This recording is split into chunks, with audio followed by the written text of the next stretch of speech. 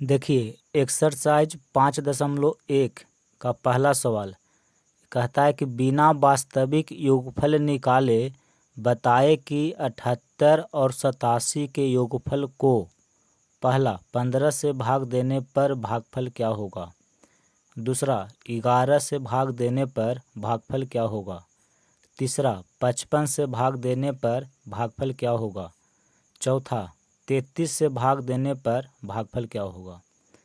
तो इस सवाल को बनाने से पहले आप पे एक्सरसाइज 5.1 का जो कॉन्सेप्ट वाला वीडियो हम आपको पढ़ाए हैं उस वीडियो को जाके पहले देखिए। उस वीडियो को देखने के बाद आप इस सवाल को बनाइए, बहुत ही आसानी से बन जाएगा। ठीक है।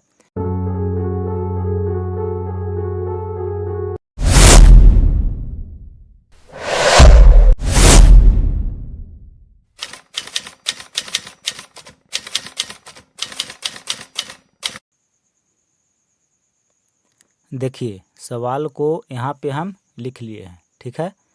इस सवाल को बनाने से पहले आपको यहाँ देखिए हम एक कॉन्सेप्ट आपको पढ़ाए थे पार्ट 1 वीडियो में। ठीक है, कि दो अंकों ए और बी से बनी संख्याएं ए बी तथा बी ए के लिए, यानी कि दो संख्या ऐसी बनी हो जो ए बी और बी ए के रूप में हो। ठीक है, तो उसको जोड़ने के लिए एक सूत्र होता है ए बी प्लस बी ए बराबर 11 इंटू ए प्लस बी होता है। तो ये जो हम पढ़ाए हैं इसको पहले आप जा करके देखिए, उसके बाद इस सवाल को आप सॉल्व करिए। ठीक है,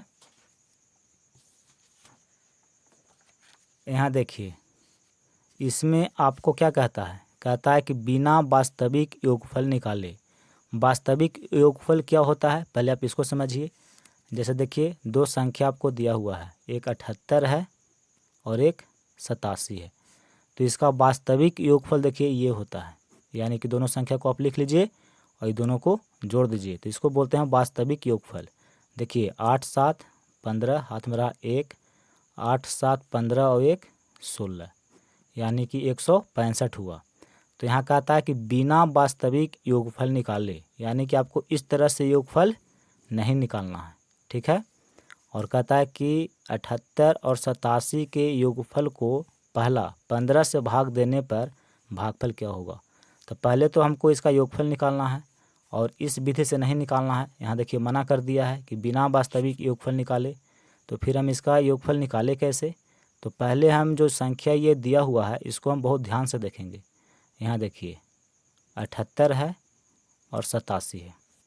अगर हम 7 को ए मान ले और 8 को बी मान ले, तो देखिए 78 ए बी के रूप में लिखा हुआ है। ठीक है, और इसको देखिए 8 को बी माने हैं यानी कि बी है, और देखिए 7 को हम ए माने हैं यानी कि ये ए है। यानी कि ये जो दो संख्या आपको सवाल में दिया हुआ है ये ए बी और बी ए इस रूप में है। तो हम जानते हैं कि अगर दो संख्या ए बी और बी ए इस रूप में हो तो इसको जोड़ने का एक सूत्र होता है 11 इंटू ए प्लस बी। ये हम आपको कॉन्सेप्ट में पढ़ा चुके हैं। ठीक है, कि अगर दो संख्या ए बी और बी ए के रूप में हो तो इसको जोड़ने का एक सूत्र होता है 11 इंटू ए प्लस बी। तो देखिए इसके जगह पे हम लिखते हैं, देखिए 11, ए का मान कितना है, तो ए का मान 7 है, प्लस बी बराबर देखिए बी बराबर हम 8 को माने हैं तो 8। यहाँ देखिए 11 7 8 15, यानी कि 11 को गुना करना होगा कितना से, 15 से। देखिए यहाँ पे गुना छिपा हुआ रहता है। ठीक है, इसलिए यहाँ पे हम गुना लिखे। अब 15 को 11 से गुना कर दीजिए, तो देखिए 15 को 11 से हम गुना करते हैं, तब 15 को 1 से गुना करेंगे तो 15 होगा, और फिर 15 को 1 से गुना करेंगे तो 15 होगा। ऐसे भी देखिए 1 को 5 से गुना करिएगा 5, और 1 को 1 से गुना करिएगा 1, फिर 1 को 5 से गुना करिएगा 5 होगा, 1 को 1 से गुना करिएगा तो 1 होगा। इसको जोड़िए 5, 1 और 5 6 और 1। देखिए जब आप वास्तविक योगफल निकाले तो इन दोनों का योगफल 165 आया, और हम बिना वास्तविक योगफल निकाले देखिए सूत्र की मदद से जब इन दोनों संख्याओं को हम जोड़े तो देखिए 165 आ रहा है। तो हमको तो ये पता चल गया कि ये जो दो संख्या दिया हुआ है इसका योगफल कितना है, 165 है। ठीक है। तो आइए पहले सवाल को हम यहाँ तक बना लेते हैं। देखिए हल करते हैं, ठीक है। 78 है प्लस 87 है, इसका योगफल निकालना है बिना वास्तविक योगफल किए हुए। तो इसको योगफल निकालने के लिए एक हम सूत्र जानते हैं, 11 इंटू, देखिए यहाँ पे लिखेंगे 11 इंटू ए बराबर क्या है 7 है, और बी बराबर कितना है 8 है, ठीक है। तो इतना हो जाएगा, यहाँ पे लिखिएगा साइड में, मतलब जो आपसे सवाल पूछेगा और आप इस तरह से बना दीजिएगा तो उसको कैसे पता चलेगा कि आप कौन सा फार्मूला लगाए हैं। तो यहाँ पे आप लिख दीजिएगा कि चूँकि ए बी प्लस बी ए, यानी कि दो संख्या अगर ए बी और बी ए के रूप में है तो इसको जोड़ने का एक सूत्र होता है, ए बी प्लस बी ए बराबर 11 इंटू ए प्लस बी, ठीक है। ऐसे ब्रैकेट में लिख दीजिएगा तो समझ जाएगा कि इसको जोड़ा है इतना इस आधार पे, यानी कि ये फार्मूला होता है, ठीक है। इसी फार्मूला के आधार पे ये लिखा है। अब देखिए 11 7 8 15, और 15 को 11 से हम अभी गुना किए, देखिए 15 को 11 से गुना किए तो 165 आया, यानी कि 165, ठीक है। यहाँ पे लिखिएगा सवाल नंबर 1, यानी कि 1 को हम हल कर रहे हैं, ठीक है।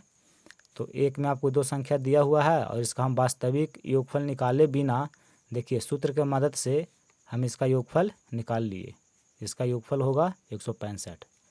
अब देखिए पहला सवाल कहता है कि 15 से भाग देने पर भागफल क्या होगा। तो 165 को 15 से भाग दे दीजिए, ठीक है। कितना भागफल आता है देखिए, तो 165 को हम 15 से भाग देंगे तो देखिए 15 एकम 15, 16 में 15 घट जाएगा, 1 बचेगा, ऊपर से उतरा 5, फिर देखिए 15 एकम 15, तो 15 में 15 घटाएंगे तो शेषफल कुछ नहीं बचेगा, 0 बचेगा। तो भागफल कितना आया 11 आया, ठीक है। तो आप इसको ऐसे काट दीजिए और यहाँ पे लिखिएगा 11, यानी कि 165 को अगर हम 15 से भाग देंगे तो 11 आएगा, यानी कि 165 क्या है, तो 165 है 78 प्लस 87, यानी कि इसको हम कितना से भागा दिए 15 से। सवाल कहता है कि 15 से भाग देने पर भागफल क्या होगा, तो इसका योगफल, इसके योगफल को अगर हम 15 से भाग देते हैं तो भागफल 11 आता है। तो यहाँ पे लिखेंगे, तो यहाँ पे आप लिख दीजिएगा कि चूँकि 78 और 87 के योगफल में, ठीक है, 165 क्या है, तो 165 78 और 87 का योगफल है, ये दोनों को जोड़े तभी तो 165 आया, ठीक है। तो वही यहाँ पे लिखे कि 78 और 87 के योगफल में 15 से भाग देने पर, 15 से भाग देने पर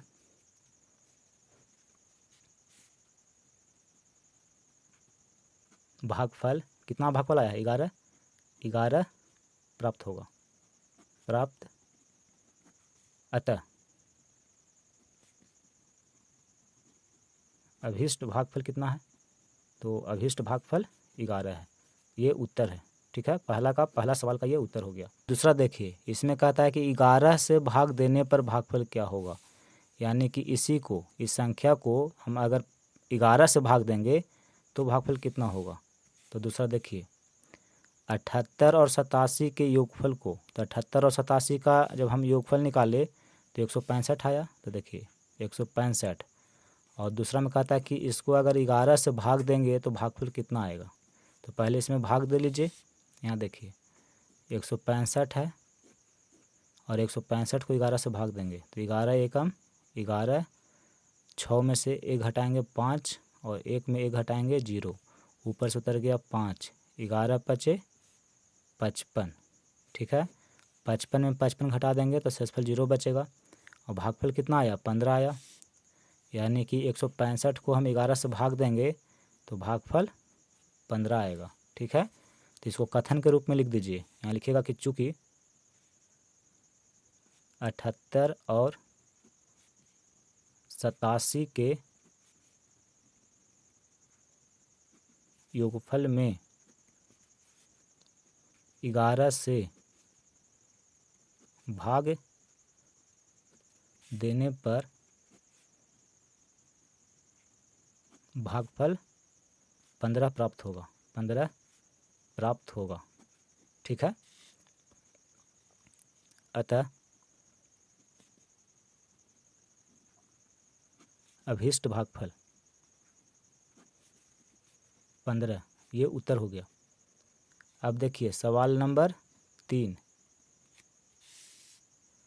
देखिए 3 में कहता है कि 55 से भाग देने पर भागफल क्या होगा। 55 से भाग देना है। किस में भाग देना है? तो 78 और 87 के योगफल को, ठीक है, 55 से भाग देने पर भागफल क्या होगा। तो यहाँ देखिए सवाल नंबर 3, 78 और 87 के योगफल, तो उसका योगफल हम निकाले तो 165 आया है। यहाँ देखिए इसका हम योगफल निकाले बिना वास्तविक योगफल किए फार्मूला के माध्यम से, तो 165 आया।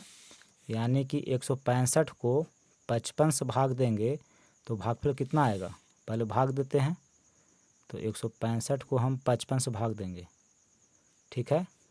तो देखिए 55 को अगर 3 से हम गुना करते हैं तो कितना हो जाएगा। यहाँ देखिए 55 को अगर 3 से गुना करेंगे तो 3 पचे 15, हाथ में रहा 1, 3 पचे 15 और 1 16। देखिए 55 को 3 से गुना किए तो 165 आ गया।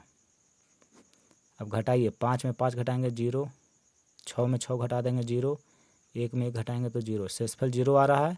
यानी कि भागफल 3 है। तो देखिए जब 165 को हम 55 से भाग दिए तो भागफल आ रहा है कितना, 3। अब इसी को कथन के रूप में लिख देना है। यहाँ लिखेंगे कि चूँकि 78 और 87 के योगफल में 55 से भाग देने पर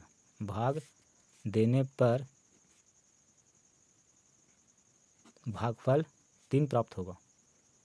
3 प्राप्त होगा। तो यहाँ पे अंत में लिखेंगे कि अतः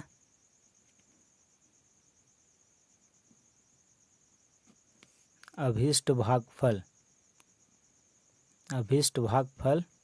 बराबर 3। ये आपका उत्तर हो जाएगा, 3 आएगा। अब देखिए सवाल नंबर 4, इसमें क्या कहता है इसको समझ लीजिए। देखिए सवाल नंबर 4 कहता है 33 से भाग देने पर भागफल क्या होगा। तो देखिए 78 और 87 के योगफल को अगर 33 से भाग दिया जाए तो भागफल कितना होगा। यहाँ देखिए 78 और 87 का योगफल हम निकाले हैं, कितना आया है, 165 आया है। अब इसको भाग देना है 33 से। ठीक है। तो देखिए 165 को अगर हम 33 से भाग दे तो कितना होगा। 33 को 5 से गुना करिए तो देखिए 33 को अगर हम 5 से गुना करते हैं तो 5 तिया 15, हाथ में रहा 1, 5 तिया 15 और 1 16, 165 आ गया। अब इसको घटाएंगे तो शेषफल कुछ नहीं बचेगा। यानी कि भागफल कितना आ रहा है, 5 आ रहा है। तो देखिए 165 को हम 33 से भाग दिए तो भागफल आया 5। तो इसको हम स्टेटमेंट के रूप में लिखेंगे। यहाँ लिखेंगे कि चूँकि 78 और 87 के योगफल में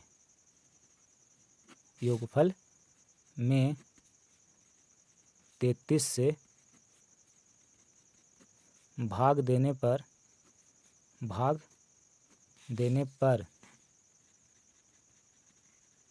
भागफल 5 प्राप्त होगा। 5 प्राप्त होगा। ये उत्तर हो गया।